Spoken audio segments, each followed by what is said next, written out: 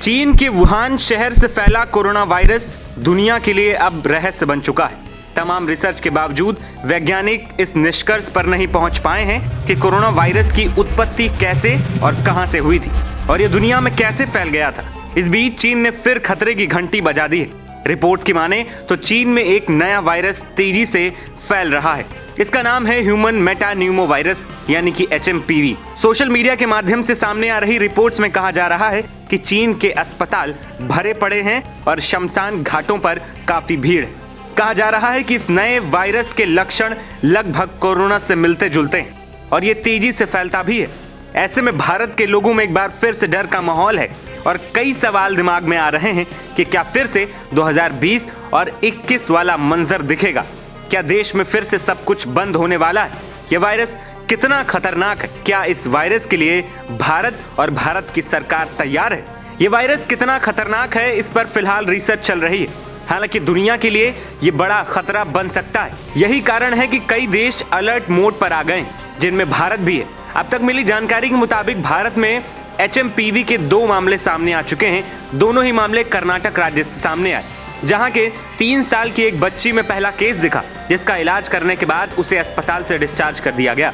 इसके बाद दूसरा मामला 6 महीने के एक बच्चे में मिला, जिसका फिलहाल अस्पताल में इलाज जारी है। डॉक्टर्स और स्वास्थ्य विभाग इस वायरस को गंभीर नहीं मान रहे हैं। स्वास्थ्य विभाग के मुताबिक अभी चिंता वाली कोई बात नहीं है, ये सामान्य सांस से जुड़ी बीमारी की तरह है।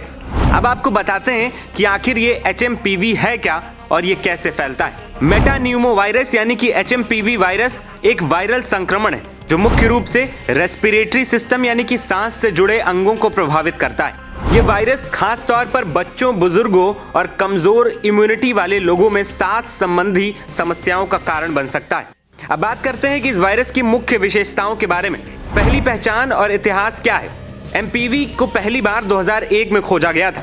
ये पैरामाइक्सिरिडे परिवार का सदस्य है, जिसमें रेस्पिरेटरी सिंसिटियल वायरस यानी कि RSV भी शामिल है। अब ये संक्रमण फैलता कैसे, ये हम आपको बताते हैं। संक्रमित व्यक्ति के खांसने, छींकने या फिर संपर्क में आने से वायरस संक्रमितों सतहों को छूने के बाद मुंह, नाक या आंखों को छूने से फैलता है। इसके लक्षण है सामान्य जुकाम यानी कि सर्दी और खांसी, गले में खराश, बुखार, सांस लेने में कठिनाई होना और निमोनिया जैसे गंभीर स्वास्थ्य रोग। इस वायरस से कौन से सबसे ज्यादा लोग प्रभावित हो सकते हैं, मतलब कि किन लोगों को इस वायरस से सबसे ज्यादा खतरा होने वाला है? जिसमें छोटे बच्चे जिनकी उम्र 5 साल से कम है, बुजुर्ग, कमजोर इम्यूनिटी सिस्टम यानी कि जिनकी रोग प्रतिरोधक क्षमता कम है, अस्थमा या COPD जैसी स्वास्थ्य संबंधी बीमारियों से पीड़ित जो लोग हैं, वो सबसे ज्यादा इस खतरे में पड़ सकते हैं। अब आपको बताते हैं आखिर ये वायरस डायग्नोज यानी सही कैसे किया जाता है और इससे बचने की ट्रीटमेंट क्या क्या है।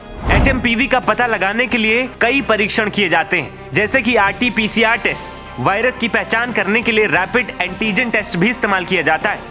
अब सवाल है कि क्या वायरस इतना खतरनाक है कि नौबत देश में लॉकडाउन की आ सकती है? तो इसके लेकर स्वास्थ्य मंत्रालय की ओर से जानकारी दी गई। चीन में ह्यूमन मेटान्यूमो वायरस के कारण होने वाली बीमारी में वृद्धि की खबरों के बीच स्वास्थ्य मंत्रालय ने कहा है कि सरकार घटनाक्रम पर नजर बना रखी है। फिलहाल वायरस के संक्रमण की रफ्तार में कोई वृद्धि नहीं दिखी है।